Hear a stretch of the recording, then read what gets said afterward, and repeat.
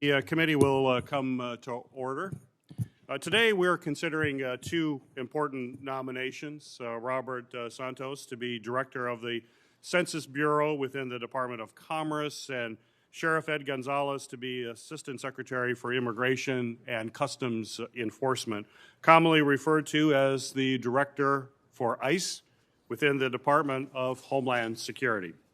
Certainly welcome to both of you and to your family members joining us today, and congratulations on your nominations. And thank you for your willingness to take on these critical and incredibly important positions. The Census Bureau is the leading source of quality data about our nation's people and economy.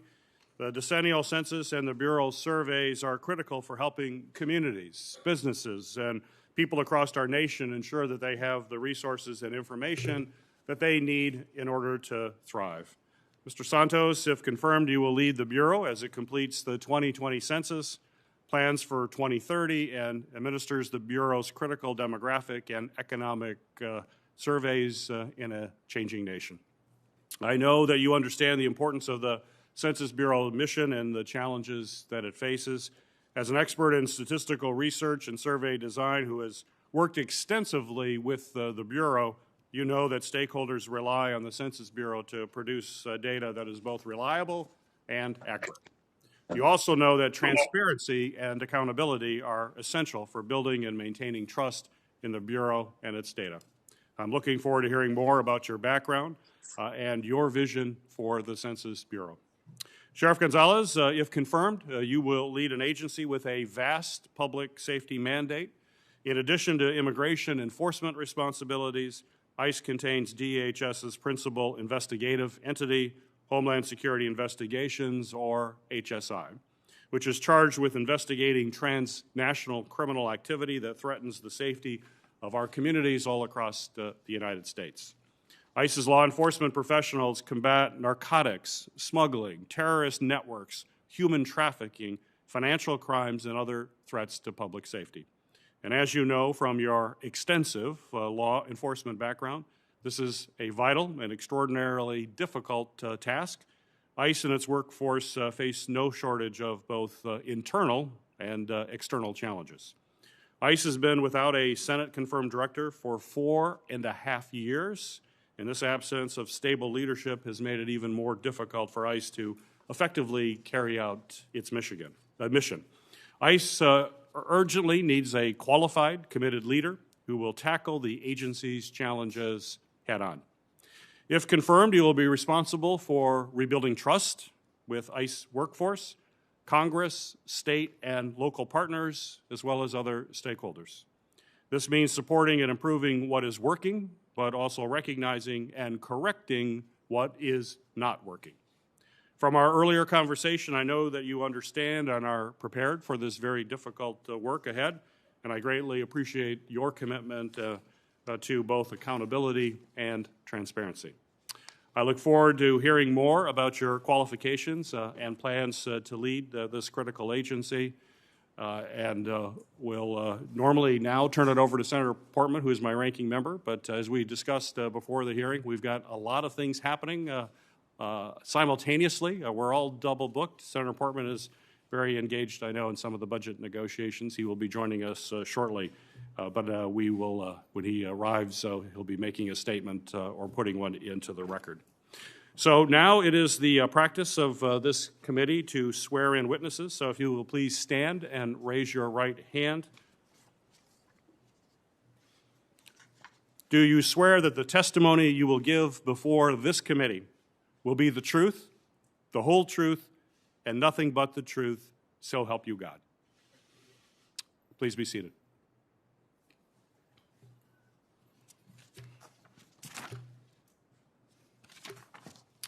Our first nominee is Mr. Robert Santos, nominated to be the Director of the U.S. Census Bureau within the Department of Commerce.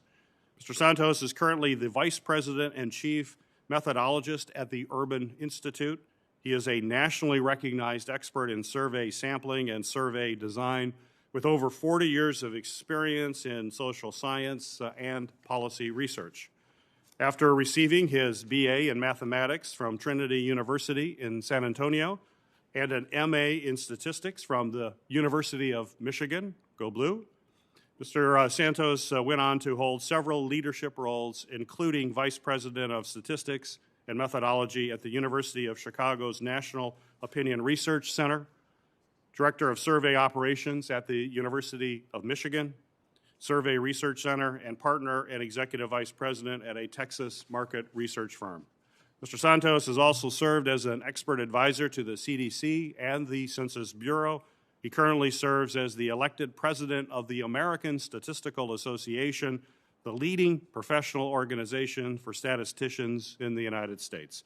Welcome, Mr. Santos. You may proceed with your opening remarks. Thank you, Chair. Can you hear me?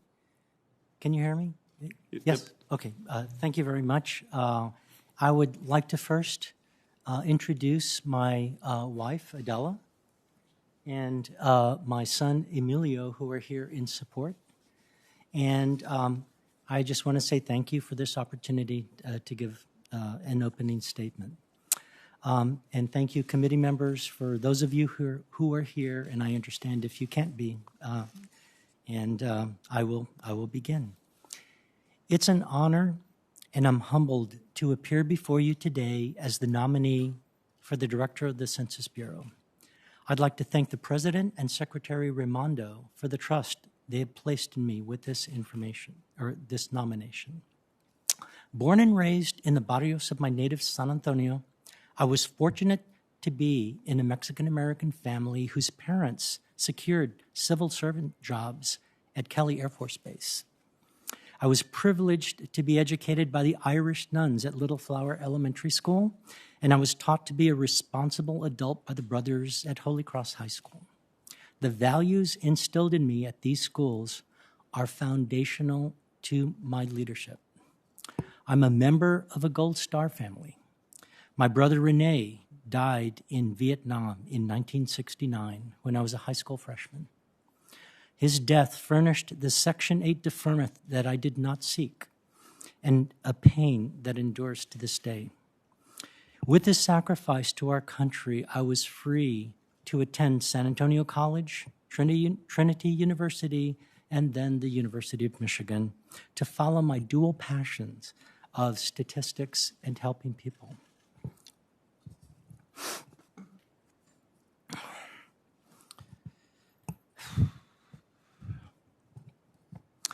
Those opportunities that I had allowed me to believe that I should pay it forward, and I tried to do that every day of my life.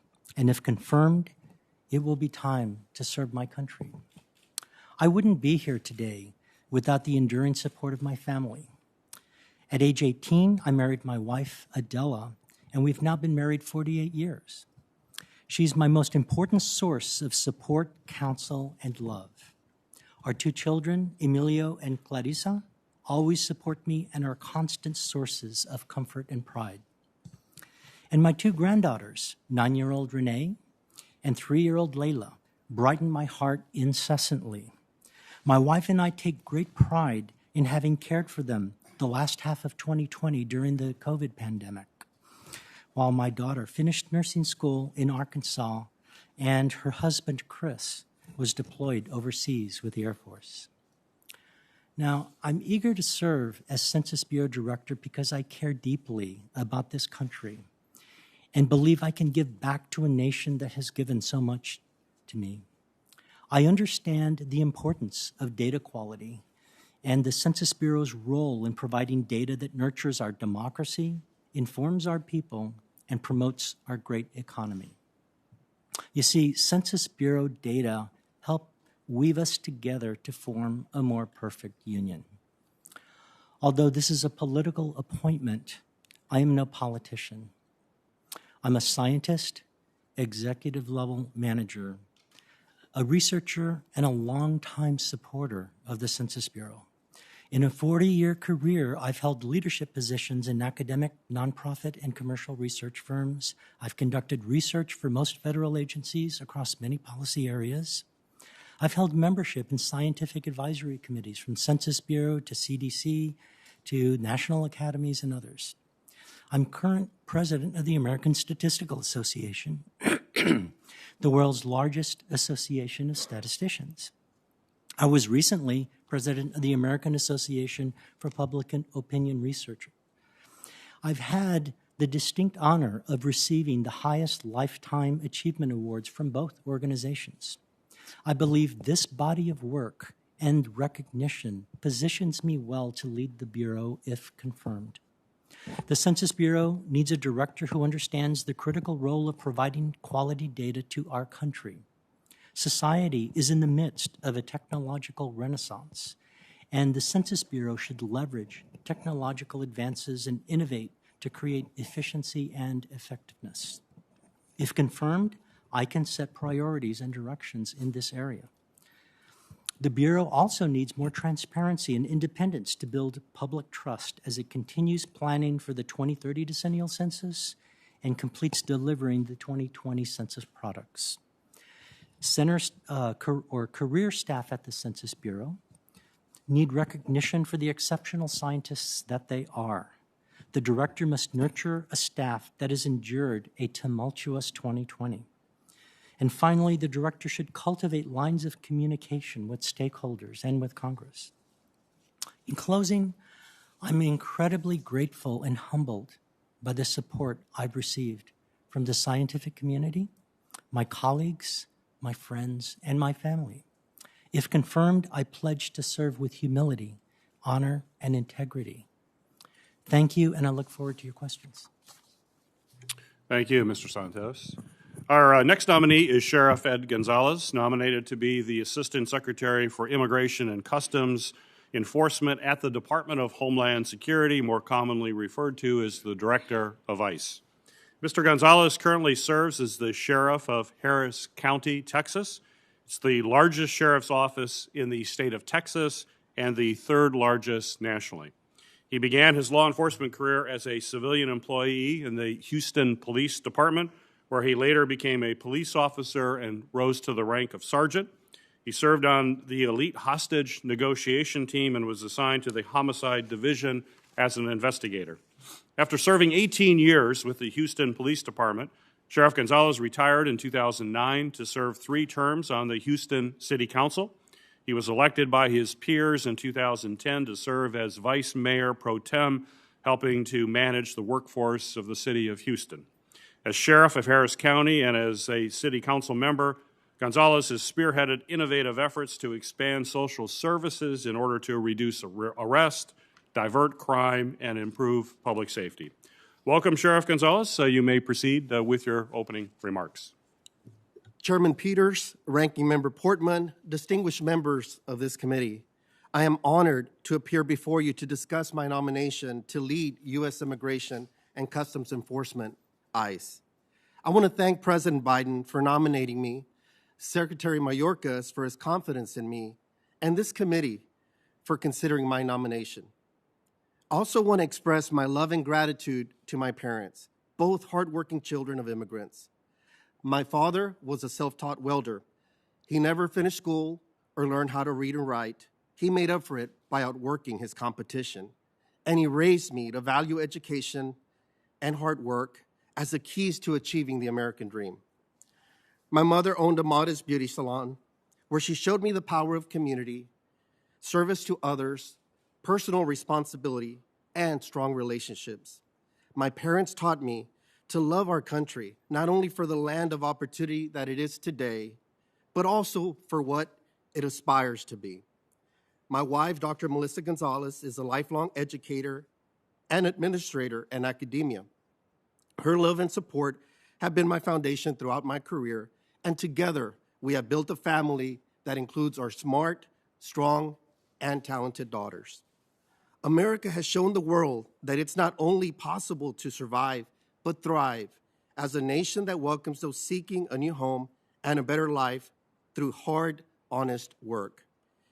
We have proven that people from varied backgrounds cannot just coexist, but rally around common values and a shared dream of always doing better. With that said, the American dream relies upon the rule of law and a functioning legal immigration system. I have been proud throughout my career as a law enforcement professional to uphold our nation's laws. If confirmed as ICE director, I will be responsible for 20,000 dedicated men and women who work every day to guard against threats to our national security, public safety, and safeguard the integrity of our borders. This includes ICE's critical investigative mission through HSI, as well as enforcement and removal operations carried out by ICE ERO. Theirs is a difficult and often thankless job, but leading such a team would be the honor of a lifetime. I chose a law enforcement career because I care deeply about the neighborhoods I grew up in, their people, the businesses, schools, and houses of worship. When you have such a love for your home, your community, and your country, you want to give back, and so I chose to protect and serve. I first started as a patrolman in the Houston Police Department, working my way up to the roles of homicide detective and hostage negotiator over nearly 2 decades. In each of these 2 roles, I have been privileged to keep our community safe from harm. In 2009, I took my next step in public service. I ran for the Houston City Council and went on to serve 3 terms representing my neighborhood. I also served as Houston's Mayor Pro Tem, a role that gave me the opportunity to help manage the operations of the country's 4th largest city. I championed proposals to equip our peace officers with the tools, training, and resources they needed to keep our community safe, while working to improve social services to address the root causes of many police calls. In 2016, the people of Harris County elected me to serve as their sheriff. The Harris County Sheriff's Office is the largest in Texas and the 3rd largest nationwide, with over 5,000 employees protecting 4.5 million residents within a 1,700 square mile area. In that role, I have been no stranger to serious challenges, leading our agency's hurricane rescue operations in 2017 and leading our office's efforts to manage the COVID-19 pandemic in our community and in our jail system since 2020. As sheriff, I have partnered with ICE, the FBI, DEA, U.S. Marshal Service, U.S. Attorney's Office, and other federal agencies in order to investigate and prosecute crimes that span multiple jurisdictions and counties and countries. If confirmed as ICE director, I look forward to building on these partnerships to make our community safer while working closely with communities to ensure ICE is able to carry out its mission. If confirmed, I look forward to working with this committee under the direction of Secretary Mayorkas in pursuit of these missions, while upholding the highest principles of law enforcement public service. I pledge to keep communication open and to respect your oversight and guidance. Thank you again for considering my nomination. I look forward to your questions. Thank you, Mr. Gonzalez. Ranking Member Portman, you are recognized for your opening remarks. Thank you, Mr. Chairman, and thank you to Mr. Santos and Sheriff Gonzalez for your willingness to serve and for your statements today. The Census Bureau, Mr. Santos, as you know, provides a critically important service to our nation, and you talked about that in your opening statement. Census data supports activities all around the country. Businesses, nonprofits use census data for planning. State and local governments use census data to make spending decisions. The federal government distributes more than $1 trillion a year based on census data, so we've got to get it right. And then, of course, census data supports the redistricting process, which is an essential part of our nation's democracy, and it is especially timely the Census Bureau be more responsive with regard to this responsibility. The current delay in providing census data for redistricting has negatively impacted a number of states in this country, and one of them is Ohio, that I represent. We're very concerned about that because we're trying to move forward with the redistricting process, but we need to have the data. I've been assured by the Census Bureau that they have now agreed to provide redistricting data to Ohio by August 16th. We cannot let that date slip. The Census Bureau must meet that deadline. Mr. Santos, I look forward to hearing your thoughts on this issue as well as your views on the many other challenges facing the Census Bureau. Sheriff Gonzalez, you and I discussed yesterday, the Director of ICE position is very important for a critical agency and deserves careful consideration by this committee, which has oversight over Department of Homeland Security. It's particularly important today because by any measure, we have the worst crisis at our southern border that we've had in at least 2 decades. The numbers are overwhelming. In May, more than 180,000 migrants were encountered at our southern border. June looks to be even higher from the preliminary data that we've been able to hear about. The number of migrants apprehended at the border has risen every single month since President Biden took office. And we are told that more than 90% of those migrants are crossing unlawfully and dangerously often between our ports of entry. Border Patrol agents also estimate, but generally do not report monthly, the number of migrants who evaded apprehension. I think they refer to people as those who got away. This is a conservative estimate that likely undercounts the true numbers. But we are now seeing record estimates of those not apprehended at the southern border, those who got away. In March and April of this year, the Border Patrol estimates 70,000 migrants evaded apprehension by its agents. We don't know who these people are. I traveled to the southern border earlier this year. I was in El Paso, where I have been before. I watched families who were enrolled in the Migrant Protection Protocol as one example, the MPP program. And these were families who were in Mexico pending the adjudication of their asylum claim. Under the new administration, they were brought into the United States. I saw it. They were released into the country, and an ICE officer personally described to me what the parole process is like that I witnessed in real time. Instead of giving these individuals a court date and saying, you know, your asylum claim is being adjudicated, you need to show up at court at this time, at this place, what they said was, we're giving them a piece of paper, and I saw the piece of paper. And the piece of paper simply had ICE offices listed on the back. And I said, well, how do they know which ICE office to go to?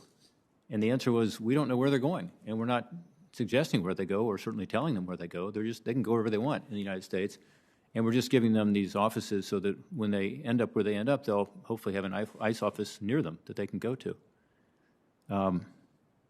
I was shocked because I was told that people were given a court date and told to go to the court, but that's not what's happening. So, you know, I talked about this, but I just think our system is broken and we've got to fix it. Otherwise, we'll continue to be a pull factor. I was just in Ecuador, which, by the way, sends more migrants to our border than Honduras now. I was just in Guatemala, which, of course, is one of the 3 countries that has been traditionally sending the most women and children, unaccompanied kids in particular. El Salvador, Guatemala, and Honduras. And I heard the same thing, which is the leaders of this country don't want their young people going to the United States. They want them to stay there and build the future of that country. And they don't like the fact that we have a system in place that provides this pull where if you get to the border and claim asylum, you're allowed, in the vast majority of cases, some say all, but let's say the vast majority of cases, to simply come into the country.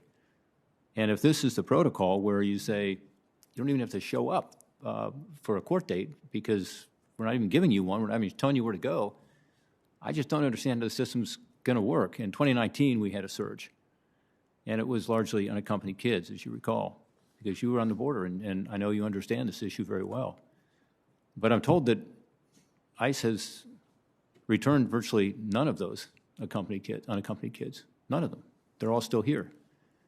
And so it's no wonder that the coyotes can go and exploit that situation and charge these families the kind of money that we can't even imagine because, you know, for them $10,000 is not just their whole life savings, it's the mortgage on their house, it's everything they have. And then, unfortunately, many of these young people and families are abused on the way to the border. It's a dangerous situation, even short of the desert crossing that's often dangerous in and of itself, as you well know. And so it's a system that's not serving anybody well right now. So I have very deep concerns about it, as you know. Anyway, I later checked in with ICE to ask them, by the way, where the migrants had gone who I had watched go through this process, who were told to check in with ICE. And ICE was unable to tell me exactly how many migrants had checked in with ICE to receive a court date. We've asked for this information repeatedly, and we've been told it's simply not available. So we don't know. As we all know, cooperation between our federal, state, and local law enforcement is critically important to keep our nation safe. In 2017, Sheriff Gonzalez, you made a decision to end the department's voluntary compliance program with ICE. This voluntary compliance and the cooperation, known as the 287G program, has helped remove a lot of dangerous criminals from our communities. You've also stated that you still allow ICE to work inside the county jail, but you have spoken out forcefully against Texas law that mandated cooperation with ICE. So I am concerned, as you know, from our conversation about whether it would be appropriate for you to lead an agency that you've been so critical of. Even if the border crisis ended tomorrow, you know, ICE is going to be dealing with the ramifications of this border crisis for many years to come. And as you have noted to me, a lot of people are coming to this country on visas and then overstaying their visas. So it's not just about the border, it's about ICE's broader responsibilities. As I've said many times, you know, we are a nation of immigrants, and we're proud of that. And we welcome immigrants to this country in a legal, proper manner, and we should. We are a generous country, and we should be.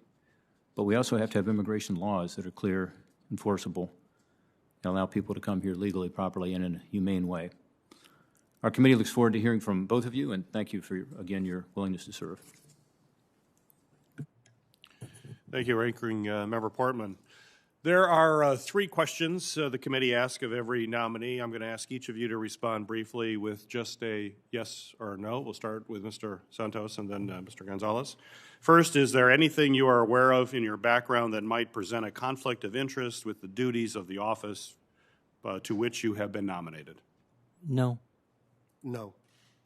Second, do you know of anything personal or otherwise that would in any way prevent you from fully and honorably discharging the responsibilities of the office to which you have been nominated? No. No.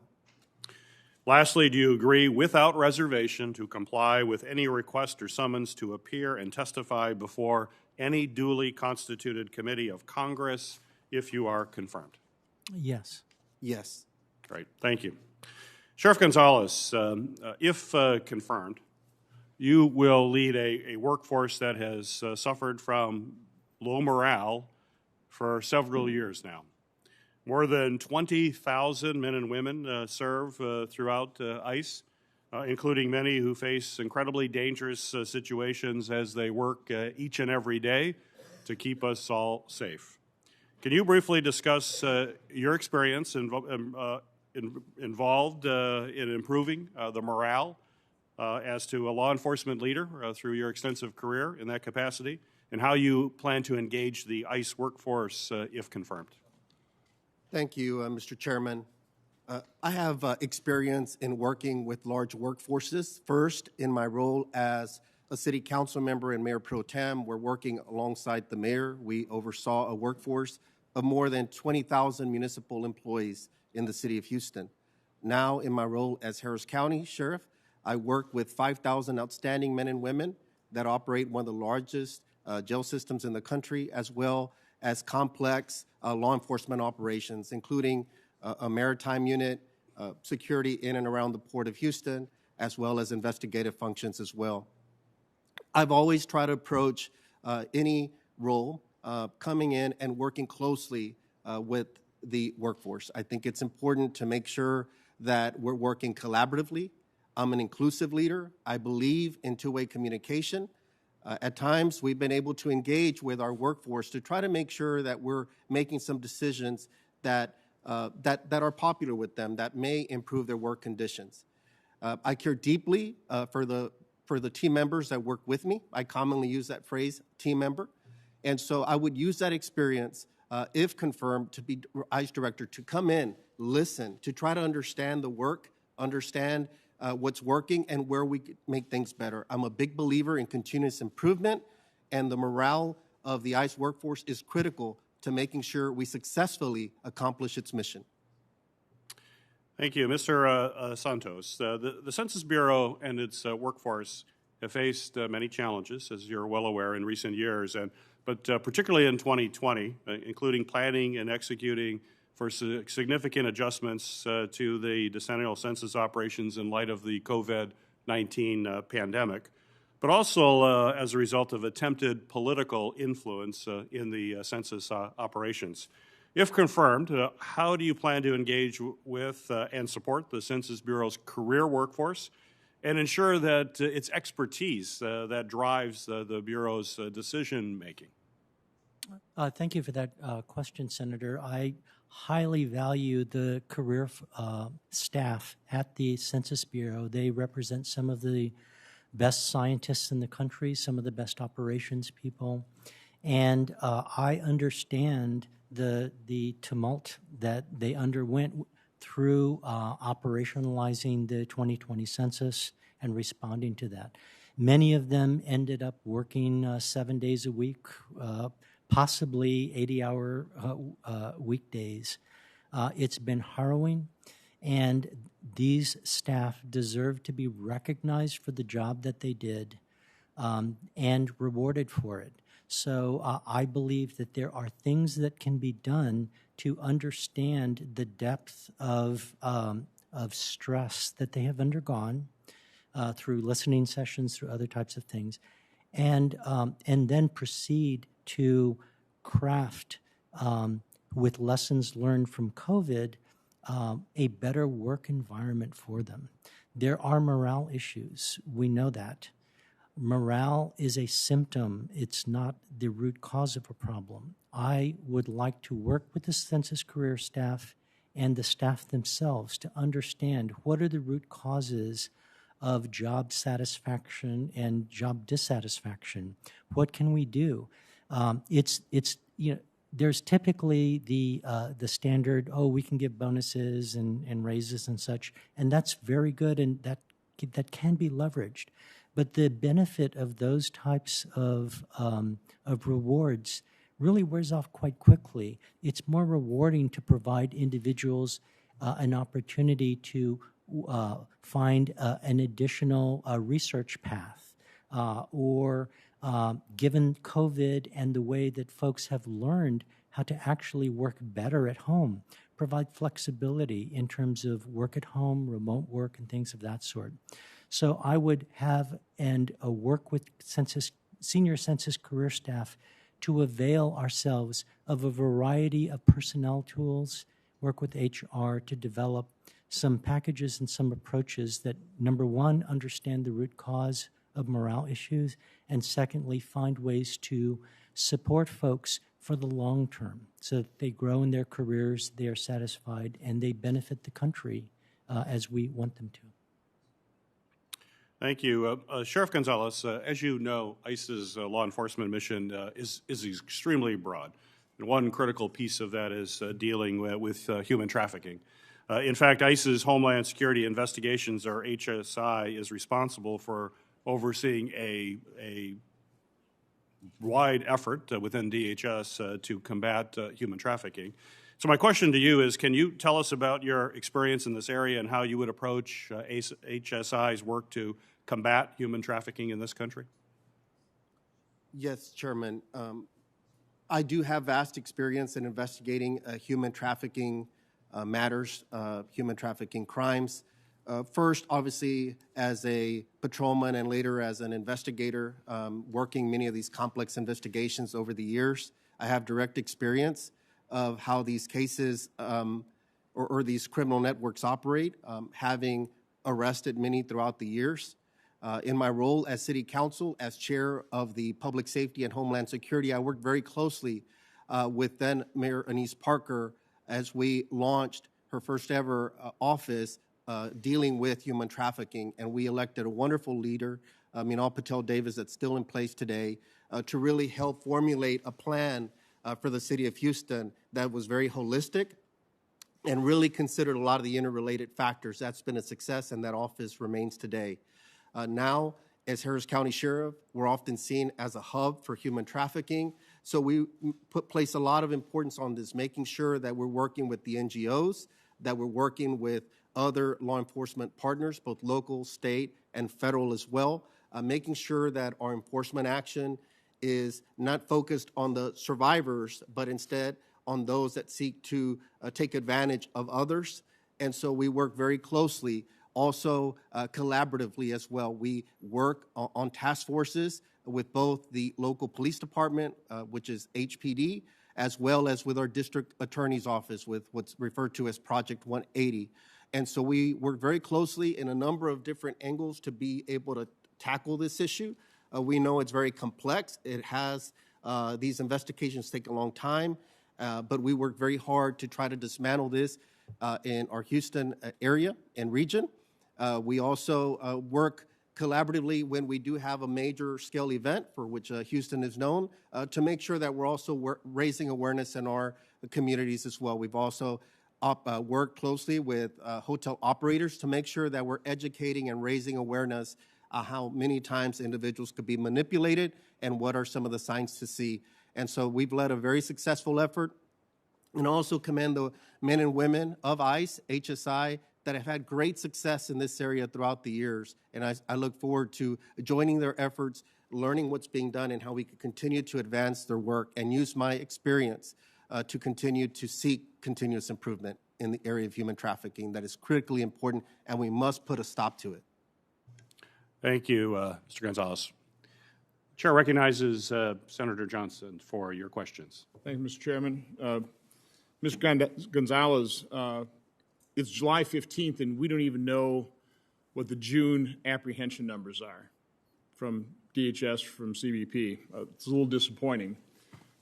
I believe DHS is utilizing Title 42, protecting us, our country, from COVID and returning people immediately, but I don't have those numbers either. I don't think we've got them for April, May, or June. So this committee is, to a certain extent, operating in the dark in terms of what is exactly happening. I think my first question for you, I asked this of Secretary Mayorkas. He has not honored his promise, but will you commit to this committee to be transparent and get us this information on a timely basis? Absolutely, Senator Johnson. You, in your role here, Congress, and in your role here in this committee, provides a very critical oversight. If confirmed, I will make sure that we're working in a timely manner, providing you with the necessary information. It's important for you to be able to. Okay, I'll hold you to that commitment. Now, I think the next point is, I don't believe we have any idea where the people that are being processed and dispersed. And let's face it, when the administration says they're fixing this problem, all they're doing is they're getting more efficient at processing and dispersing people to all points in America. And I don't think anybody knows where they're going. As Senator Portman was talking about, they get a list of ICE officers because they don't know where they're going. I think that's absurd. Do you agree with me that we have no idea where these people are going? Senator, it is concerning to not have that information. Do you think states and cities ought to be told when an airplane full or a busload of people that have come to this country illegally and are being dispersed by DHS, do you think they ought to be told when they're getting a batch of these individuals? I think coordination with local, state partners is very important. That's something I've experienced with, and I think it is important to make sure we're communicating information with them and sharing it. But we're not sharing that with any state or local government, are we? I'm not in the role yet. Well, when you were sheriff of Houston, did DHS tell you that, by the way, a busload's coming up from McAllen, and we're going to terminate it and drop these people off in Houston? Were you ever told that? No, sir. How much experience did you have in Houston with gang activity? I have a great deal of experience. I've worked on gang murders before that had obviously a gang nexus, as well as currently we operate in a number of different avenues to combat gang crime in our community. Which were the prominent gangs in Houston that you dealt with?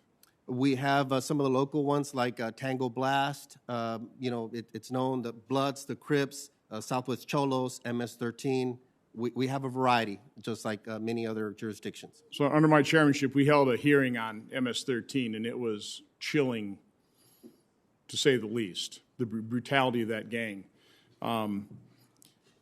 when we are apprehending 6,000 people a day, overwhelming CBP, that's opening up corridors for drugs, for gang members, for very unsavory individuals to, the gotaways. There's 6,000 apprehended, 1,000 known gotaways. We have no idea how many unknown gotaways. This is way more than a crisis, and it's continuing, by the way. What percent of the individuals do you believe are going to show up at an ICE office having been dispersed with just the address of a few ICE? I mean, do you think a high percentage of the 6,000 people a day, if we end Title 42, they're going to be dispersed? Do you think they'll show up in an ICE office? If confirmed, I would want to understand what criteria CBP is using, what information they're gathering. Ultimately, they make those decisions on NTAs in comparison to NTRs. And so I would want to see what criteria and then what information is being utilized so we could work effectively so that we can keep an eye on the security of our homeland. Again, we don't even know where they're going. So we don't know where they're going. We haven't given them a notice to appear. We just give them some, let's face it, very few, if any, are going to show up. So again, 6,000 people a day, no notice to appear, dispersed to all points of America, which we don't even know where they're going, and we're not providing any notice to state and local governments. That's what's happening. So let's talk about the unaccompanied children. I talked about gangs earlier. What we don't talk about very often is the fact that when we talk about unaccompanied children, I certainly think of 2- and 3-year-olds, right? We see all the pictures. The press always shows the pictures, at least during the last administration. But the fact is, 70% of those unaccompanied children are 15, 16, or 17 years old. They're not 2 and 3 years old. That's a very small percentage. Another fact is that 70% of them are male. So having experience with gangs, wouldn't you say a 15, 16, 17-year-old immigrant male would certainly fit the profile of somebody who might be in a gang or be recruited by a gang or be used by the drug traffickers to traffic their drugs, right? I mean, don't you find that in law enforcement? It's a minor that's trafficking the drugs because they don't get put away for dozens and dozens of years because they're a minor? Isn't that what's the reality of the situation is with this flood? We are letting in people that are potentially gang members. We are letting people that are going to be trafficking drugs or human trafficking. Isn't that your experience as Houston's sheriff? I'm always mindful of not profiling and developing any stereotypes in my work, so I try to look at the facts. That's not profiling. No, but I'm saying at the end of the day, they're still teenagers. I know that if they're coming into our country, they're processed through CBP. There's different screenings that are done.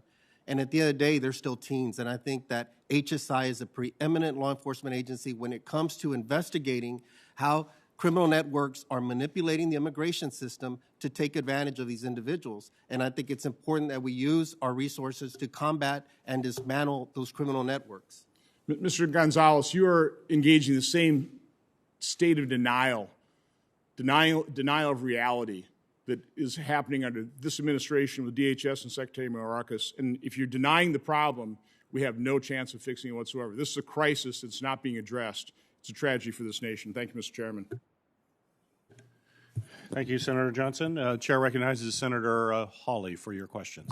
Thank you very much, Mr. Chairman. Congratulations to both the nominees. Thank you for being here. Mr. Gonzalez, I'd like to start with you, if I could, and I'd like to start with a fundamental question that I've asked other nominees who've appeared before this committee. Do you believe that unauthorized entry at our borders should remain a crime? Yes, sir. Here's another fundamental question. Putting aside any resource constraints, whatever they may be, do you think that if an alien enters the country illegally, they should be subject to removal from the United States? Yes. Do you believe that individuals who currently have an order of removal should in fact be removed from the United States? Yes. If an illegal alien enters the country and is then convicted of a crime, do you believe they ought to be subject to removal? Yes. What about illegal aliens who've been convicted of things, let's say, assault, homicide, kidnapping, sex offenses, sexual assault, weapons offenses? Do these illegal aliens, should they be removed from the United States? In my opinion, yes. Good. Well, I'm glad to hear all of that. I'm asking you because according to internal ICE documents that were released as part of a litigation ongoing between the states of Montana and Arizona, and the United States, the Biden administration's new limitations on enforcement could result in the release of convicted felons who are already in ICE custody, including 3,300 aliens who've committed assault crimes, 4,000 who've committed drug crimes, and hundreds who have been convicted of sex crimes. Let me just ask you, if you're confirmed to this position, do you plan to facilitate the release of these criminal illegal aliens from ICE custody?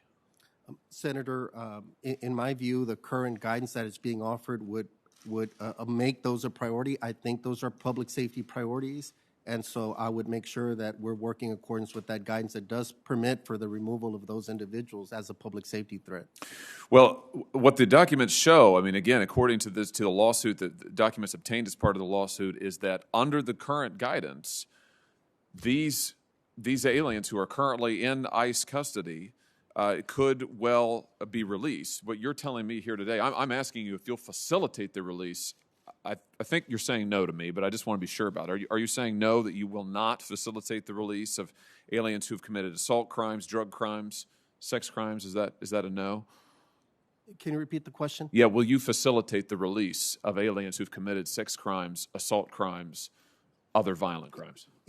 If the premise of your question is that it's under some type of legal action that's taking place, I know that part of the guidance included that consideration that there is ongoing lawsuits and other things. I would work in accordance to the law with what I'm allowed to do, and if there's a court order that orders me to remove them. Otherwise, I would go with the guidance that we have, which allows me, if confirmed as ICE director, to be able to remove them. I see them as a threat. If it's under my authority, I would move to remove them. So would you make it a priority? Let me ask it this way. Would Yes. you make it a priority to remove aliens who've been convicted of these crimes? Yes, to me, those are serious crimes. Okay.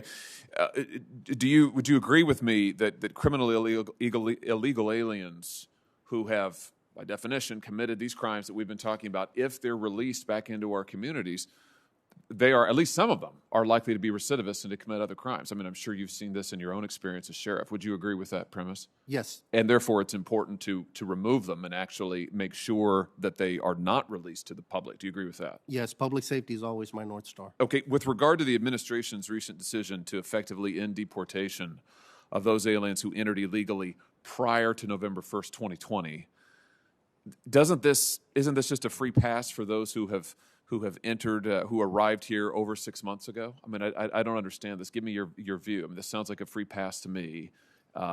Isn't this a free pass for anybody who came before November 2020? The ones that came before, in my understanding of the guidance that's been offered, doesn't preclude anyone still that's here unlawful to not be still removed. So I think that it's still there. I think it's just a matter of prioritizing key areas, and I think that it doesn't preclude anyone that's here unlawfully from being removed, in my opinion. Okay, good. So you would be, I think you're telling me that you would attempt to enforce the law and to remove those who came to this country illegally in violation of our laws before November 1st, 2020. Is that correct? Part of the role of ICE is to conduct enforcement operations. I think that those obviously have to be prioritized when we're considering limited operations and resources. I think that we do that every day. There's a lot of crimes on the books, but it's a matter of trade-offs. It's making sure that we're focusing on a strategic approach that goes after those individuals that do pose the greatest danger to the integrity of our border, public safety, and national security. But here's my problem with the discussion about priorities.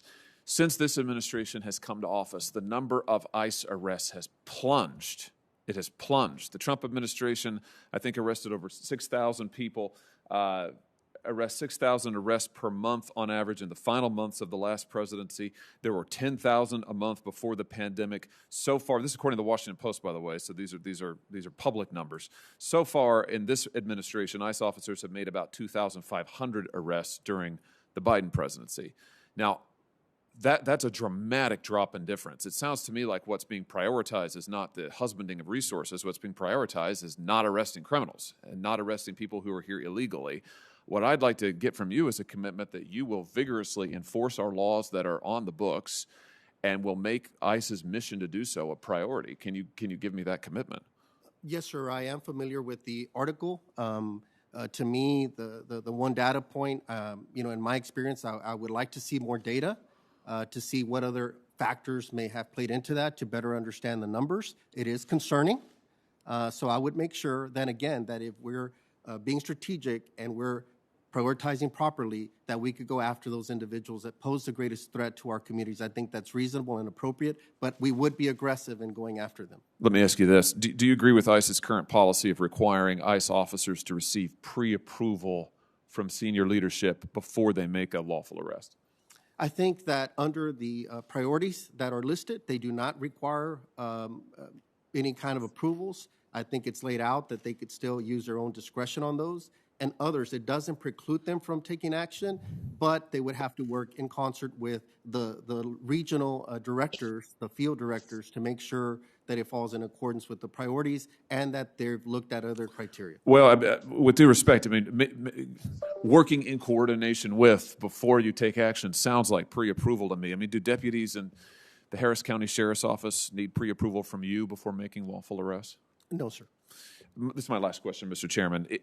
Just let's give an example here. It's my understanding that these restrictions on ICE enforcement removal operations, particularly the pre-approval requirement, is having a significant impact in the field. I've learned that in one instance, ICE officers requested permission to place a detainer on a subject who's been deported 4 times previously, has convictions of evading arrest, escape, domestic violence, and multiple DUIs. This detainer request was denied by ICE senior leadership. This seems crazy to me. The whole procedure seems crazy to me. Does this seem like a reasonable way to proceed to you? Senator, in my opinion, hearing that, it doesn't seem reasonable. If confirmed, I would want to understand better about that case and to understand why the local field directors made the decision to perhaps not pursue enforcement action. So I would like to better understand, and I understand your concern. Well, I appreciate that. I'm over my time. I'll just say in conclusion, Mr. Chairman, that I appreciate your answer, Sheriff. I think they do put you in significant tension with this administration's policies.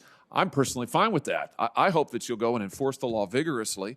I don't know what the White House will think of your answers, but I'm heartened by what I've heard so far. I'll probably have some additional questions for you for the record. Thank you for your indulgence, Mr. Chairman. Thank you, Senator. Thank you, Senator Hawley. The chair recognizes Senator Carper for your questions.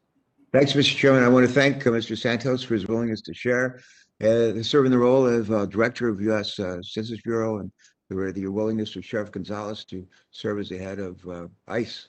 And I have I've asked a lot of yes or no questions, gentlemen, but I'm going to ask about 3 of them of Sheriff Gonzalez today to start this off. And if you would just basically give me a yes or no answer, I would appreciate that. At the direction of Secretary Mayorkas, ICE is prioritizing, I think, as you know, for folks who pose a threat to our public safety for enforcement. Do these priorities take away from ICE's ability to arrest anyone who enters the country unlawfully? Just a yes or no. No. All right, second question. Do you believe that local jurisdictions should cooperate with ICE when it comes to apprehending criminals who pose a threat to our public safety or national security? Yes or no? Yes, sir. And lastly, do you believe that ICE should be abolished? No. All right, we're 3 for 3. Let me talk a little bit about root causes. As my colleagues in this committee know, I'm a big root cause guy. I believe that until we address the crime, corruption, the lack of economic opportunity that drives folks in Central America and Northern Triangle and other places, unless we address those drivers to make the journey north, we're going to continue to see migrants arriving legally or illegally at our borders 10 years from now, 20 years from now, 30 years from now. Sheriff Gonzalez, I'm pleased to hear that you are also a root cause guy, just like me. And like a number of my colleagues, I'm also pleased to hear that you are a collaborator by nature, because the importance of collaboration cannot be overstated when it comes to advancing the mission of ICE, an agency that's been lacking a Senate-confirmed director for over, listen to this, 4 years. That being said, if confirmed, how will you work with your DHS and law enforcement counterparts in addressing root causes relevant to the mission and work of agents at ICE? Please. Thank you, Senator. I appreciate it. As you mentioned, I'm a collaborator by nature. I've learned to expand coordination and collaboration in my roles both on Houston City Council as Mayor Pro Tem, working a diverse group of agencies, as well now as the Harris County Sheriff, both on the law enforcement side, when we're making sure that we're being strategic in our enforcement, that we're protecting our region from harm, as well as developing continuums of care when it comes to dealing with vulnerable populations that have been incarcerated, that are grappling with addiction, mental illness, and other things. I've been able to work very collaboratively with many to do that. I would work closely with the ICE workforce that has that experience in those relationships. I would make sure that I'm working with our sister agencies to make sure that we're fulfilling the mission of protecting our homeland and keeping the integrity of our maintaining the integrity of our border. So I would make sure that we continue to work with those relationships. I do it now working with HSI, with the U.S. Marshal's Office, the U.S. Attorney's Office, with ICE, with many others. I believe in coordination. I think it's important to fulfilling the mission of ICE, and I would be very committed to continuing that. Good. Thanks, thanks so much. Let me change gears and ask a question of Mr. Santos, who's been nominated to be Census Director. And Mr. Santos, in I think it was June of 2021, the General Accountability Office, affectionately known as GAO, published a report that found planned innovations implemented during the 2020 census helped the Census Bureau optimize operations and slow the trend of increasingly costly decennial counts. At the same time, the report made 3 recommendations for improving the way the Census Bureau tracks and measures the benefits and cost savings attributable to specific innovation areas. Mr. Santos, can you please take a moment to share how you might work with GAO and their Controller General, Gene Dodaro, to implement open recommendations and other lessons learned from the 2020 census as the Bureau begins to prepare for the 2030 count? Go right ahead. Thank you, Senator. I believe it's important to work with GAO. I believe they are an ally to the Census Bureau in terms of informing them on cost efficiencies and other types of strategies that can be used in terms of creating a more effective and efficient census operation.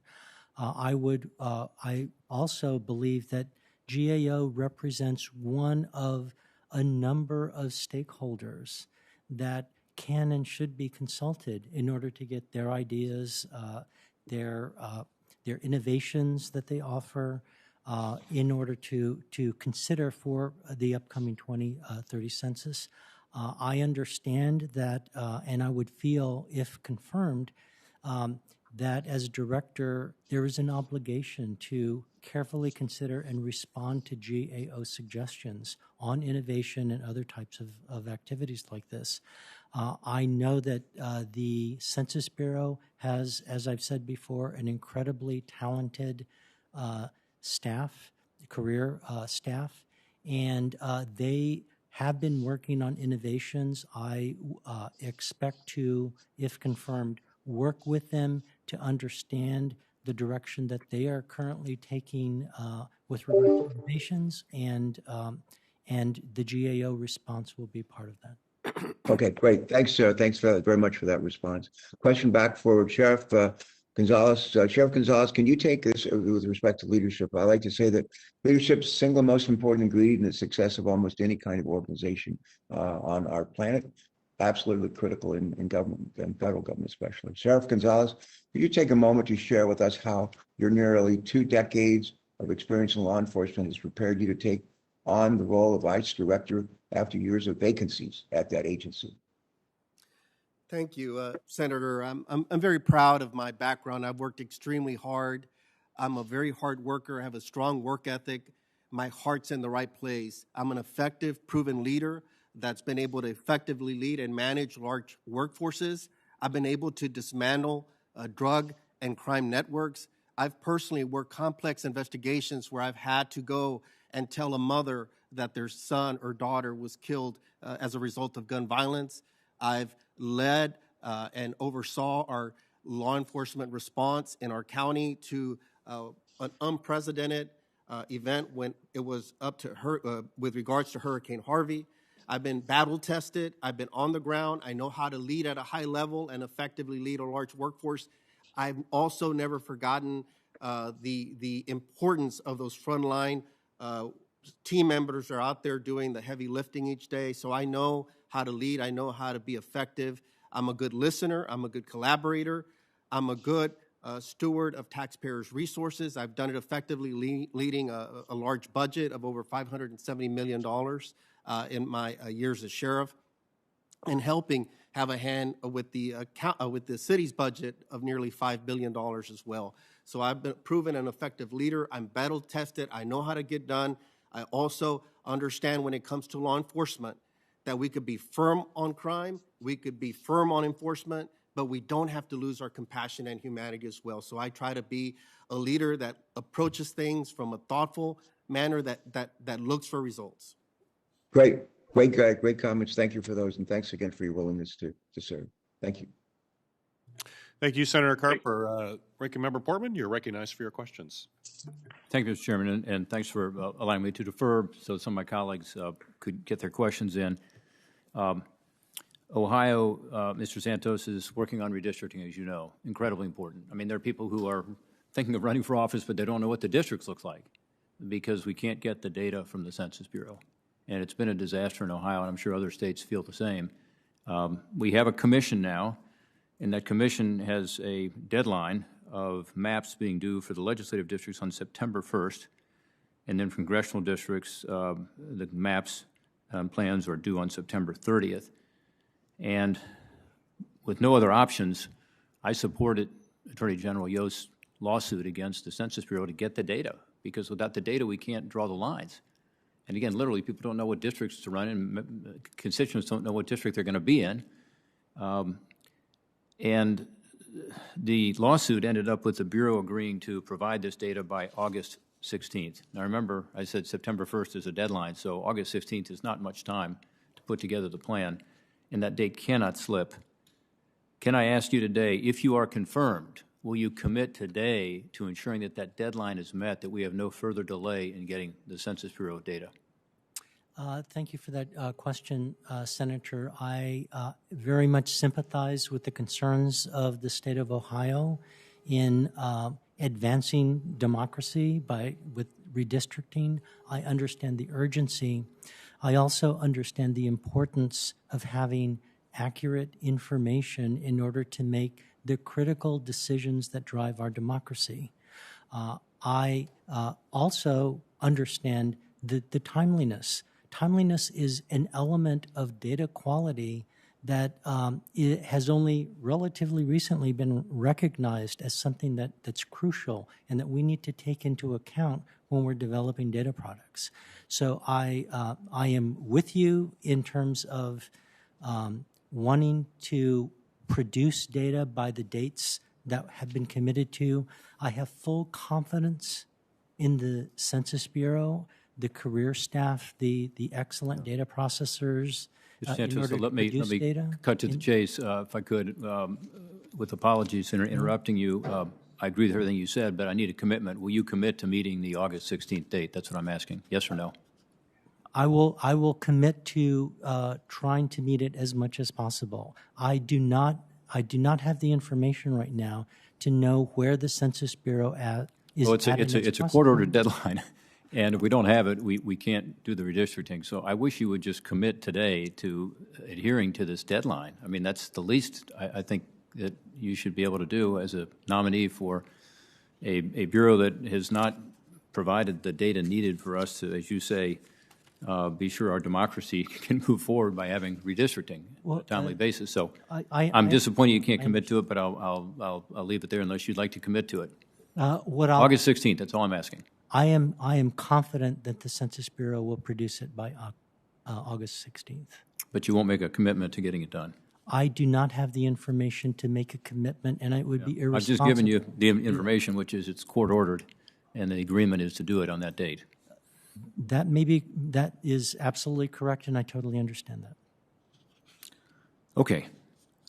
Sheriff Gonzalez, as you know, ICE has a longstanding principle to establish and maintain these partnerships with state and local law enforcement to bolster effectiveness in executing the ICE mission and our country's mission to ensure we are protected by ICE.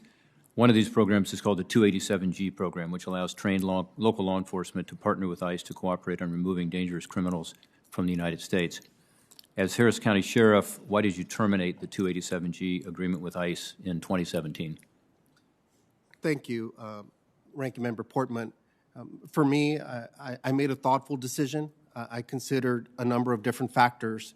When I first began as county sheriff, I was inheriting a budget that was $8 million in arrears. So I had to look at the monetary component of how my resources were being utilized. I think an effective leader needs to look at their resource allocation. Two, that this was a voluntary program, so I was working in an amicable manner in coordination with the local ICE director to making sure what the impacts of my decision would be.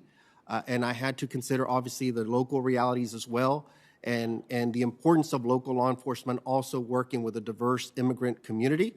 I also wanted to make sure that we continue to remain focused on having the avenues necessary to arrest serious offenders in our community that impact our public safety. So ICE has always maintained a presence to this date inside our facility. We work in a coordinated manner when it comes to that. There's never been any issues. I've never declined a detainer. So this concerns me on 287G. Would you, if confirmed, want to terminate the 287G program? You don't think it works well? You didn't want it in your own county? Would you want to terminate that program? For me, it was a local decision. I know my question is, would you want to terminate the program? That would not be my intent. You have made comments saying that you would like to terminate, you're proud to have terminated the agreement with ICE. You wish the Harris County Sheriff's Office didn't have to cooperate with ICE as mandated by Texas law, what you were talking about a minute ago. In response to a question about ICE officers being in a Harris County jail, you said, quote, ICE were there when I arrived. I ended the 287G program that I committed to do. We can get away from that. And then you said, I advocated against ICE before. I think it's unneeded, and I think it's a bad law with regard to the Texas law mandating cooperation with ICE. You said if ICE determined someone had previous history with it, then it's ICE's purview. I wish it wasn't like that, but it is. You know, I've talked about this, but I'm just concerned about a potential leader of ICE having these views about ICE and what the effect would be on the morale of the individuals.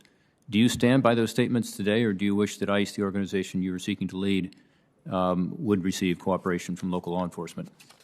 Ranking Member Portman, thank you for the question. I do want to add a little bit of context in regards to those comments.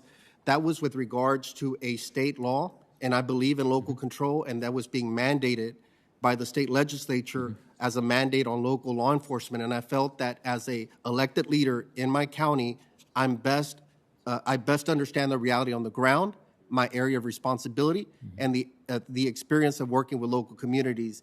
And so my perspective on that issue was based, or my comments were focused on the mandate that it was being mandated by the state legislature on local law. Sheriff, my time is expiring. I'm going to leave you with one question. Please, if you would get back to me on the record.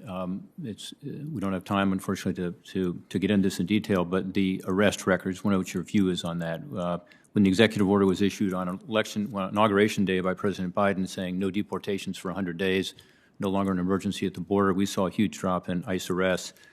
During the last administration, from October to January of 2020 to 2021, we had roughly 24,000. I've talked to you about this, and then the February to May numbers we have are about 10,000. It's about a 58% decrease with the same budget in ICE arrests. So if you can comment on that, are you concerned about that dramatic decrease in ICE arrests following the executive order, coupled with, you know, the worst half year we've had in 20 years in terms of unlawful crossings at the border? So I would appreciate a response in writing to that if you don't mind. And again, I appreciate your past service, and for both of you, thank you for your willingness to step forward. Thank you, Ranking Member Portman. Thank you, Ranking Member Portman. Senator Hessen, you are recognized for your questions. Thank you so much, Chair Peters and Ranking Member Portman. Thank you both for this hearing, and to both of our nominees, thank you, and thank your families for your willingness to serve. This is a team effort, and we appreciate you stepping forward very much. I have two questions for you, Sheriff, and then one question for you, Mr. Santos. To Sheriff Gonzalez, U.S. Immigration and Customs Enforcement manages three operational components, including Homeland Security investigations. Homeland Security investigations is a critical component of ICE, responsible for vetting immigrants, as well as investigating transnational criminal and terrorist organizations, cyber crimes, the online and international exploitation of children, human trafficking, and transnational drug crimes. If confirmed, how will you ensure that the Homeland Security investigation's important missions, including its work fighting the substance misuse crisis, continues to be a priority? Thank you, Senator. All those issues are critically important. If confirmed, I would work very closely with the personnel that's in place to understand that threat landscape and get updates on where we're at, and then trying to see how we could best lead a strategic and targeted response to all of these different challenges that you mentioned. HSI is the preeminent law enforcement agencies when it comes to being able to understand how cartels are utilizing the different migration paths, for example, and taking advantage of others. So want to see how we could dismantle those networks. That would be critically important. And then making sure we're working with our partner agencies in an effective manner to make sure that we're tackling all these various issues, including the issues, as you mentioned, like fentanyl, which is a concern in Harris County for me. Yeah, thank you so much. Yes, the influx of fentanyl is a critical issue for the entire country, and we're seeing, as you know, a huge increase in overdose deaths. So I would look forward to working with you on that as well. Sheriff, I'm going to follow up with something we talked about the other day. New Hampshire is home to a group of Indonesian immigrants who have lived in the United States for many years. Many came here fleeing from religious persecution. Many of them do not have green cards, some because they were given bad legal advice years ago. They are important members of our community at this point, people who have worked jobs, paid taxes, raised their families in New Hampshire. Under the Obama administration, as long as these individuals checked in with ICE authorities regularly and didn't commit any crimes, they were not a priority for detention or removal, and they were provided work permits. However, the previous administration attempted to deport many members of the community. If confirmed, will you commit to looking into this issue and working with my office to protect this community? If confirmed, I look forward to working with you, Senator, on that issue. I think it speaks to some extent about the importance of having a prioritized response.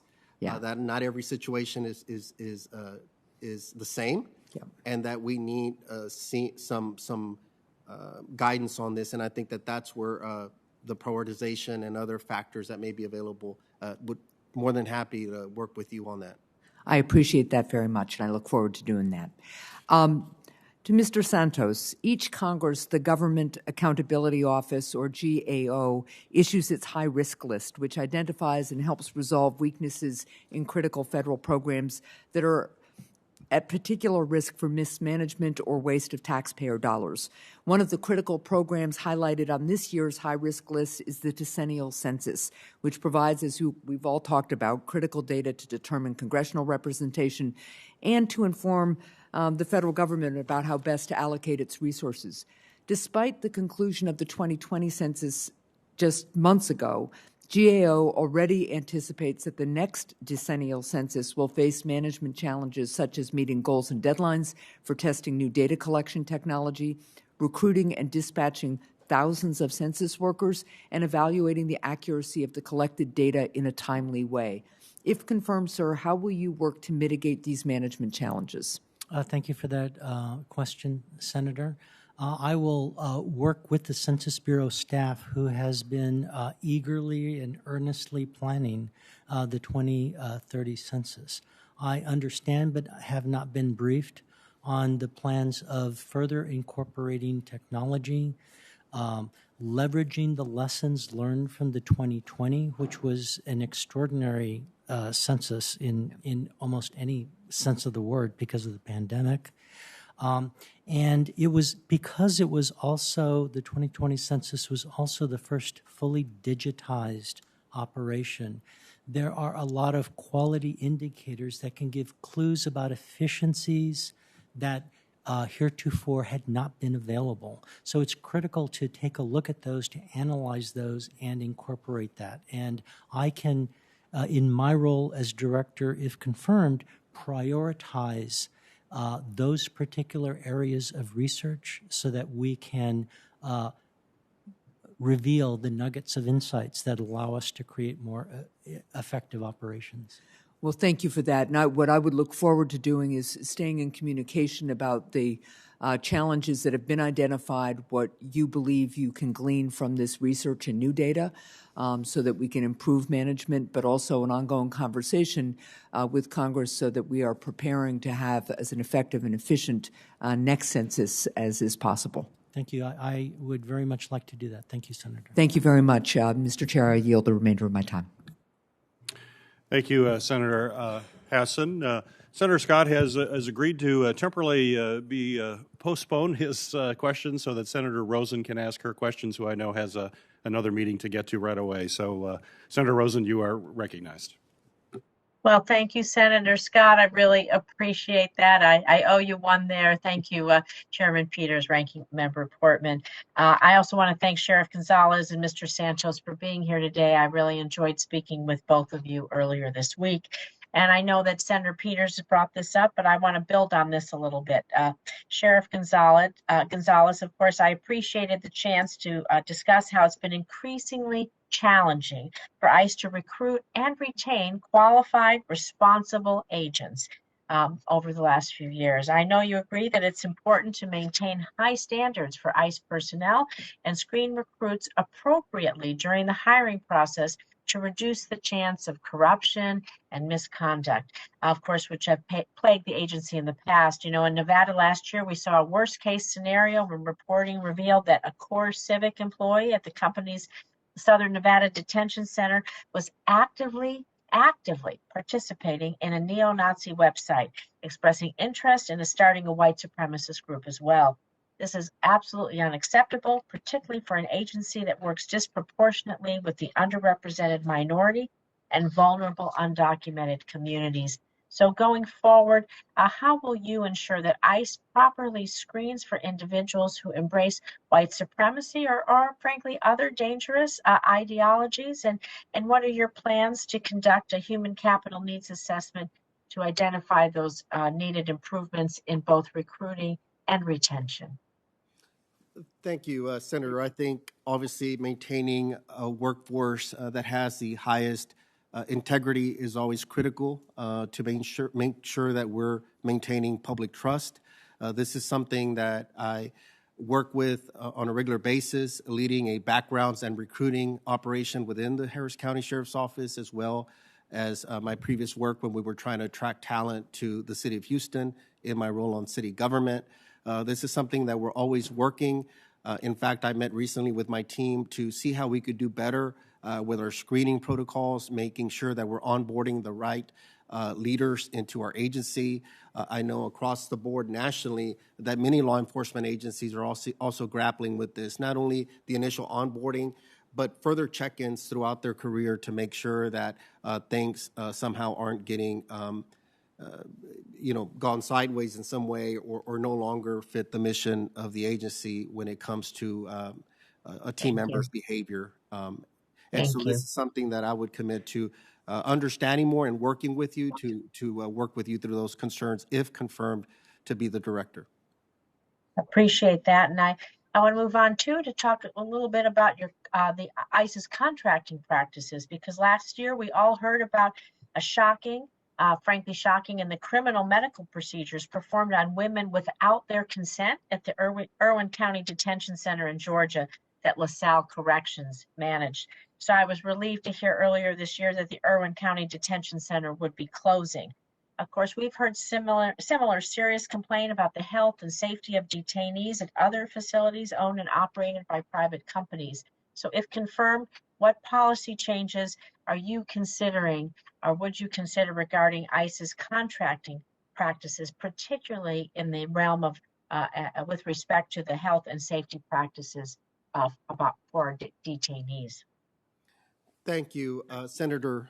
If confirmed, the health and safety of our facilities is paramount, not only for those that are under our care, but also for our workforce as well. So I understand the critical nature of it. I operate one of the largest jail systems.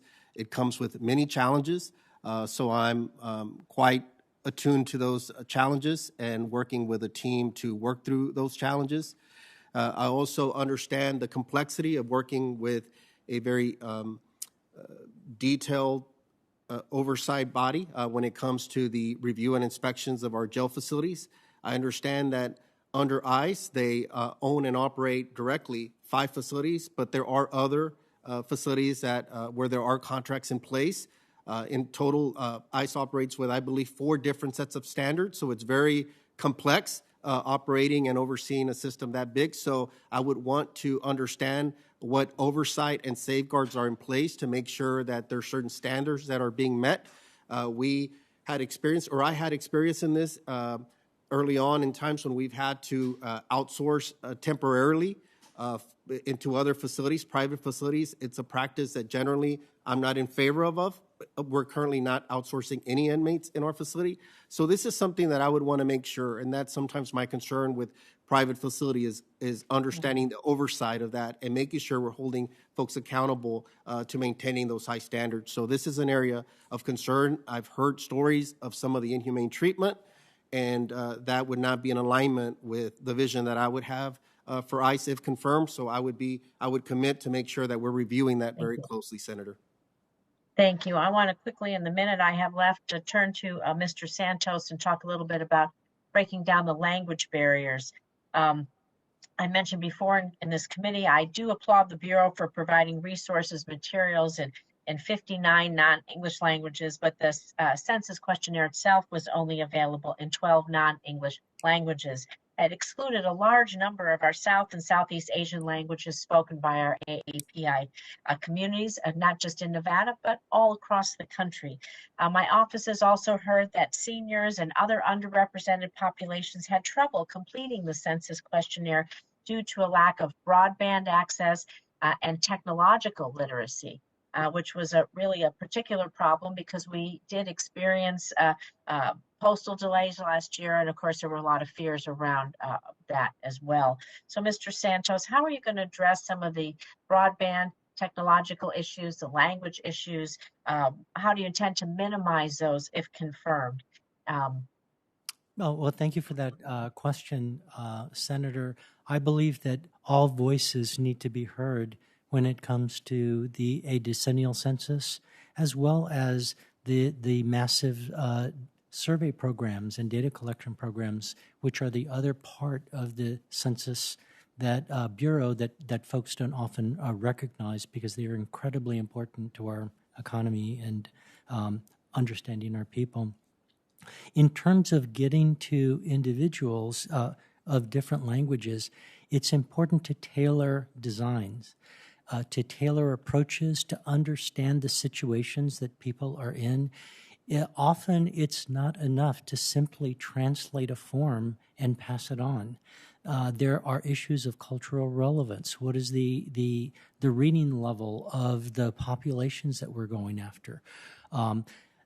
Ultimately, it demands research so that we can take the various populations in the wonderfully diverse United States that we live in and tailor different approaches to different individuals to maximize their chance of participation. That includes not only translations, it includes outreach, it includes talking to stakeholders and getting their buy-in. It includes a whole variety, a large toolkit that need to work together in order to create the strategies and practices and protocols that Thank you. will achieve. I see my time's expired. I just want to be mindful of Senator Scott, who was kind enough to yield to me. So we'll take the rest of the questions and answers off the record. Appreciate that. Thank you, Senator Scott. We'll see you later. Thank you, Senator. Thank you, Senator Rosen. Senator Scott. All right. Thank you. First off, congratulations to both of you for your nominations and your willingness to serve. So my questions are for you, Sheriff. First off, thank you law enforcement is very important. As we talked about yesterday. Yes. One thing we talked about yesterday, could you talk a little bit about the importance of enforcing the law and complying with the law? And we talked a little bit about something I've been surprised at, which I think you probably will be a little bit, is at the federal level, and I don't know if it happens much at the county level, but people just decide what laws they're going to enforce and what laws they're not. And can you give me your thoughts on that? Yes, sir. For me, I think it's important to respect the rule of law. It's been obviously my life's work from all my adult service in law enforcement. So it's something that to me is very fundamental. I know it's an important American ideal as well, just as our immigration system is as well. And I think it's one of America's great success stories, or immigration. But I think that it's also a paradox sometimes, because we also need to make sure we're maintaining the rule of law. So you probably talked a lot about the border today. When I think about the border, I think about you saw the little 14-year-old Nicaraguan boy that was left in the desert and, starting, the Utah, he's asking for help, just left for, guess to die. And then you saw the two little Ecuadorian girls, 3 and 5 years old, they just dropped, over the wall. You can't, you're just, you got kids and grandkids. Your heart goes out to these people. And so in your position as running ICE, is there anything that you will be able to do to try to make sure those things don't happen? Because it's disgusting for these little kids. You just can't. Your heart goes out to them. Yes, thank you, Senator. You're right. I think that it's important, in my opinion, to always lead in a humane and compassionate way. That's something that, for me, would be very important. That we look at the systems that ICE operates, whether it be enforcement or whatever interactions we may have, to operate, again, within the rule of law, but also make sure that we're being respectful, that there is an asylum system to the extent where ICE can help deal with some of the backlogs as well, I think would be very important. To the extent where I could help bring some of my perspective of working with local diverse communities. My Houston region is one of the most diverse in the country. Making sure that we are implementing some semblance of looking at circumstances and being open to, like you said, the hardships that sometimes come with these situations as well. So there's all these stories that ICE employees are not allowed to enforce the law. Do you believe that's true, or and what do you think about that? I do not believe it's true. I would want to understand, if confirmed, how they're interpreting guidance. I think there's a lot of latitude at the field office, which I think is smart. I think that many of those decisions should be under the area of responsibility of local officials that better understand the threat landscape in the community, that have those partnerships.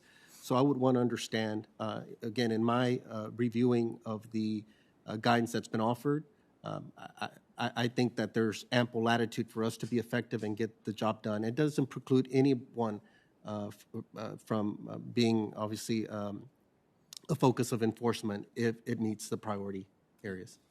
In all the different jobs you've had, have you ever had a situation where somebody you work for told you not to enforce the law? In my experience, I haven't. Yeah. How would you handle that? If somebody said, "Look, we know what the law is, but we really don't like that, so we want you in this new job not to enforce it," how would you handle that?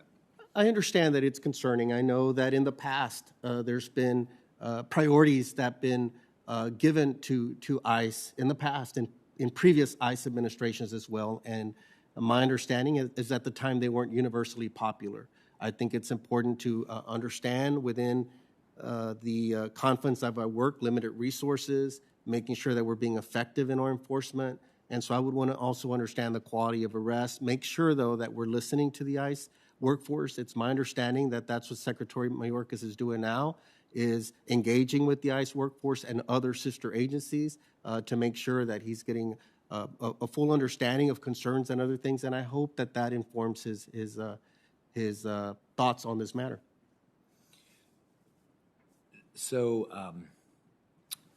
So your background is law enforcement.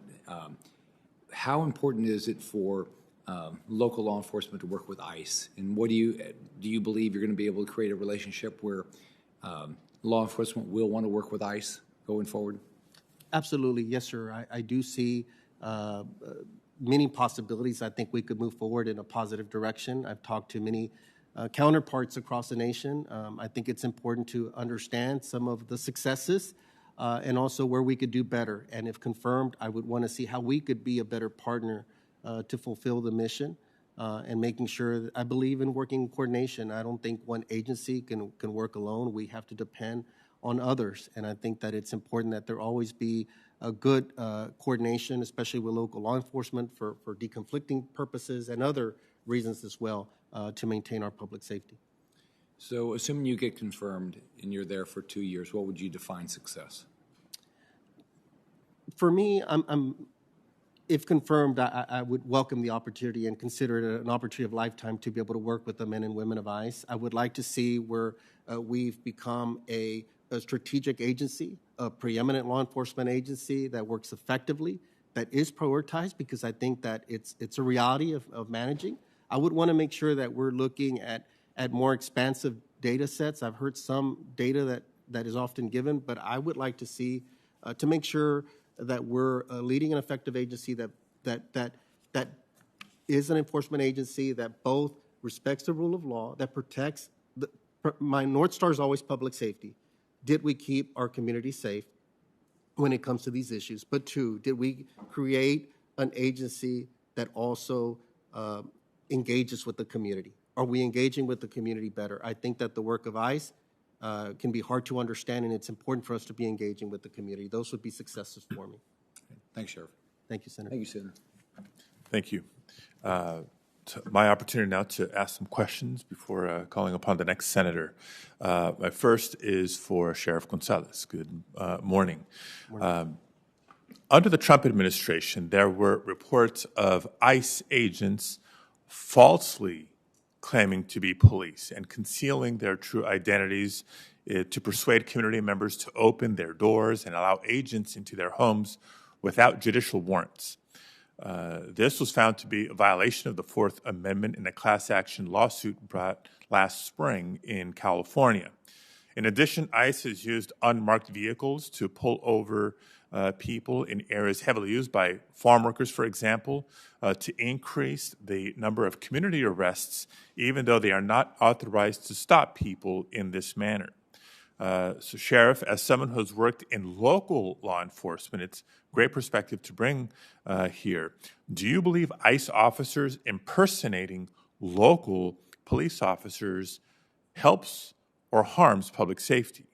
And as a follow-up question to that, what steps would you take, if confirmed, to ensure that ICE officers would not engage in such practices in the future? Thank you, Senator. Well, first, I would want, if confirmed, I would come in to understand what the current protocols are. Obviously, I believe you said there was some maybe legal action that was taken on this matter, so obviously we would want to make sure we're working in accordance with the law. At the same time, I understand from my experience that sometimes we may have to take certain action depending on the individuals that we're having to take action on, where it may merit a different higher threshold in our response. But with that said, I think it always needs to be in the context of proportionality to make sure that we're not unnecessarily scaring communities, with the presence, and that there's not other mitigating factors that we have to consider. It's important that ICE does not work in a manner that in any way intentionally just seeks to terrorize communities or anything of the sort. I think it's important for us to be a professional agency that could take care of its done effectively. I want to make sure that the men and women of ICE that have to carry out these actions are safe, that the community is safe, and that we could do it in a lawful, orderly way as much as possible. Right. And I appreciate that, and in particular as a follow-up to some of Senator Scott's questioning about the ability for ICE agents to enforce the law. Well, of course, but that's pretty broad. Again, as you can appreciate, you bring the important perspective of local law enforcement has their specific role to play. Federal law enforcement that is there to enforce federal laws plays a different role to play. In unique circumstances, there's some collaboration that may be justifiable or in order, but by and large, it's a very unique mission. And when federal agents are intentionally or otherwise misrepresenting themselves as local law enforcement, I think that does undermine more broader efforts by local law enforcement to build trust and rapport with community members and community leaders. So that's something that, if confirmed, I look forward to working with you to address. My next questions are for Mr. Santos. Much of the attention on the Census Bureau's work is on the Decennial Census, right? Especially this last year, given all the challenges to the 2020 Decennial Census. What is less known is that the Census Bureau also conducts a number of other surveys in between the Decennial Census, including the American Community Survey, known as the ACS, that relies on sampling and data modeling in the years between the Decennial Censuses. The ACS does ask more detailed questions, more questions and more detailed questions, and new data is released every year on the changing demographics of the United States, including information about housing, income levels, marital status, educational attainment levels, and so much more. This information, coupled with the Decennial Census, is especially important for local communities and government when crafting policy, making investments, allocating resources and services. Mr. Santos, how can we ensure that the sampling is robust enough so that it accurately represents especially smaller population areas in the United States where there may be a higher need for investments in education, infrastructure, social safety programs, et cetera? Thank you very much for that question. The American Community Survey is a national treasure because it really does allow us to understand who we are as a nation in our rich diversity and our situation. And what basically, I guess not too many people know this, but the American Community Survey used to be part of the Decennial Census, but a subsample, so it was captured once a year. By moving it over to a continuous survey, not only do we get through sampling the information, the rich information that we were accustomed to under the Decennial Census model, but we get it contemporaneously, much more contemporaneously. We can track over time.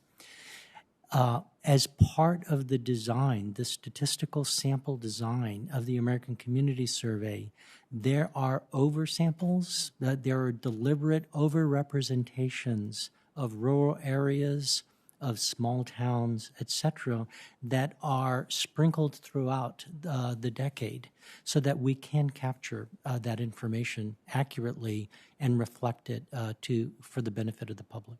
Great. And one other question. Over the past few years, there's been significant debate about how the race and ethnicity questions is phrased on the census.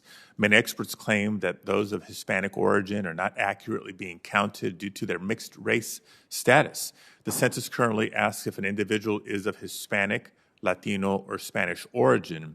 It then asks for the individual's race, which can be confusing to many Hispanics, who are often from mixed race and ethnic backgrounds. In 2015, the Census Bureau did its own test using a combined race and ethnicity question and found that more individuals identified as Hispanic. However, in order for this question to be put on the census, the Office of Management and Budget would have to change their standard categories. So, Mr. Santos, you've written about this topic and discussed the need for data collection methods to evolve and adapt to ensure everyone is fairly represented.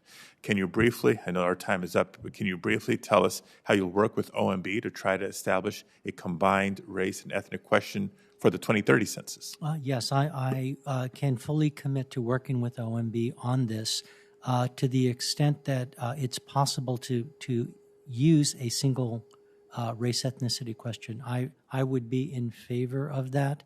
The census director doesn't have the authority to include any specific questions. It has to abide by OMB. but I can use my own personal perspective as a Latino and use my research experience and my leadership position to work with OMB to make sure that the proper attention is given to that specific issue so that we can see whether or not we can incorporate it into the next decennial. Thank or you. even the American Community Survey. Thank you. Senator Langford. Thank you, Senator Padilla. Mr. Santos, let me ask you a quick question. I have talked for several years to the census leadership, and they have said every year how hard it is to be able to connect with every American once every 10 years. And I have reminded them there is an agency in the federal government that connects with almost every American every single year, and it's the IRS. The IRS gathers information in April every single year. The Census Bureau gathers information about Americans in April every 10 years. Can you help me understand why the two of them cannot work together once every 10 years? That on a tax form, that as you're submitting your tax information on that every 10-year time period, that the census information could not also be included. So when you turn in your taxes, you also complete your census information. Thank you so much for that question, Senator. And I congratulate you on your long-term continuing efforts to create efficiencies or to find efficiencies like this that we could. It's about an $8 billion difference, the best we can just determine. Yes, absolutely. And I understand that. The good news is that the Census Bureau does cooperate with the IRS and even the Postal Service on the conduct of the 2020 census and has leveraged information and resources from both of those. As far as your particular idea, I think it is worthy of consideration, and if confirmed, I can discuss with the Census Bureau's. Right. Let's sit and visit on that as a follow-up on it. Obviously, I know we're getting information to be able to clarify some addresses and other information and to fill information in. I'm talking about completing your form so that we're not having to chase as many people down at this point, and to be able to make it simpler for the American people that they don't have two different sets of information they need to complete, both from the federal government, both in April. It just makes sense to be able to put those two together, and so let's definitely follow up. There are some legislative issues I'm sure we'll have to be able to clarify. Let's work on those together. If we don't plan for it now, we'll have another $8 billion inefficiency 10 years from now that we can and should avoid on that. So thank you. I look forward to getting a chance to follow up on this. Sheriff Gonzalez, good to be able to see you again. Thanks for getting a chance to come by the office so we can get a chance to be able to visit. I know you've had multiple questions on this in the past. We also understand you are not currently at ICE, and we understand that. There are some policies that are currently happening at ICE that you are not responsible for, but you're walking into a situation. So let me ask just a couple of questions. Have you visited with the National ICE Council, any of the leadership there, or will you commit to get a chance to be able to sit and hear from them so you'll get feedback from the field of what's occurring? Senator, I have not met with them. If confirmed, I would look forward to working with them. Be great. Obviously, they can give you some face-to-face stories of what's actually happening in the field right now that I think would be very helpful. So I'm going to give you a situation and then tell you where our frustration is coming from. This is a story that came out. Person was arrested for sexual battery against a child. ICE officers requested permission of management to make an arrest, but management denied the officer's request, even though this was sexual battery against a child. Second story. This was a person that had been deported 2 times previously. Person had a pending local charge for distribution of heroin, 2 counts of aggravated assault, endangerment of a child, endangerment of an elder adult, failure to stop at a command of police. The person appeared at a designated location with a quarter pound of heroin and attempted to sell to an undercover police officer. Realized what was happening. He attempted to ram the police vehicle with his car and almost hit the undercover officer that he knew was an officer. That person had a woman and a baby in the backseat of their car during the heroin sale. ICE declined to lodge the detainer on that individual. As I've mentioned to you before, the current policy is they cannot make an arrest without reaching out to regional leadership. This was one of those situations where they requested of regional leadership and were denied the ability to be able to make those arrests in both those: sexual battery against a child, assault on a police officer, and distribution of heroin. What do you think about those? I know you haven't seen the full case on this, but those don't look hard and complicated to me why we shouldn't put a detainer there or start the process. Senator, for me, those fact patterns are concerning to me. I can identify several serious public safety concerns. If confirmed, I would want to have more information on those particular cases, and then also understand from the local field directors, regional directors, on why those decisions were made not to pursue enforcement action. It seems to me that on those fact patterns that it would have been appropriate. I haven't seen anything in the guidance that would preclude that from happening, but again, I would want to understand more specifics about what happened and why. So thank you for that. I would hope for that. In the past, ICE, when they've gone to be able to make an arrest of an individual, they were aware that it was a criminal alien, met the criteria there when they arrived. If they happened to be with 3 other people, 2 other people, 1 other person that was not legally present in the United States, those individuals were also detained as well. Should that be continued as a policy, or should it only be literally if you encounter 4 people that are in this place that are not legally present, you only actually detain the 1 person and the others you just ignore? Senator, for me, again, I think it's a matter of prioritization. I think that with any agency that has limited resources, manpower, and other considerations, I think that it's appropriate to have priorities. I think we could always assess if those are effective. It doesn't preclude any of the others from still being potentially up for enforcement removal. But again, I think that I would trust that our personnel on the field could make those judgment decisions, look at the totality of circumstances, and see if it's a good use of resources, because it is a matter of trade-off. If we are pursuing multiple individuals in the scenario that you gave, then there's others that perhaps we're not focusing on. So I think that we should be strategic and smart in our enforcement effort. I understand. Last May, because we've not been able to get from ICE the statistics for June, we have 6,000 ICE agents in the field, and they did 3,000 deportations in a month. It is a record low for them. So clearly, they're not overworked at this point. In fact, the ICE agents that we interact with are pretty frustrated, saying that they're the ones being handcuffed currently, not able to actually do law enforcement, or they're being told by regional leadership, no, that doesn't meet the standard. You need to stand down, even though you know this person has multiple DUIs, sexual battery of a child, assault on a police officer, whatever it may be. They're requesting to be able to go and actually interdict, and they're being told, no, they cannot do that. So the challenge is, obviously that sends a signal to people that are here that are not legally present that ICE is really not going to enforce the law. And as you mentioned earlier in your testimony, if someone is not legally present here, they're not legally present here. This has been part of the challenge to be able to say, who do we actually engage? So I'm not asking to go pursue and to go door to door through neighborhoods. I'm saying if an individual is found to not be legally present, they are a criminal alien that we are in pursuit of, and actually go interdict, they're also with another person that was clearly not legally present. Do we ignore one and not pick up the other one? And pick up the other one? Yes. Again, Senator, I think that it's important for us to be strategic and be thoughtful in our enforcement. I think it's important. I think at the end of the day, just making arbitrary decisions like that everyone that's often referred to as collateral poses a serious threat. I think we run the risk sometimes of perhaps taking someone that may be a business owner, that may be and I'm not saying that preclude, that they're hands off, but what I'm saying, I think it's a matter of looking at the totality of circumstances. I just believe that a prioritized approach is reasonable. Sure, I understand a prioritized approach. I'm not talking about, again, doing massive sweeps. I'm just trying to figure out where this is going, because if again, we know someone is not following the law and we just ignore it, then we have a law that we're not applying at all. And that's obviously, what that does. That leads to more criminal activity as you go, and trying to be able to figure out how to be able to interdict that in the future. Okay, we'll continue to be able to follow up. Thank you, Sheriff. Thank you, Senator.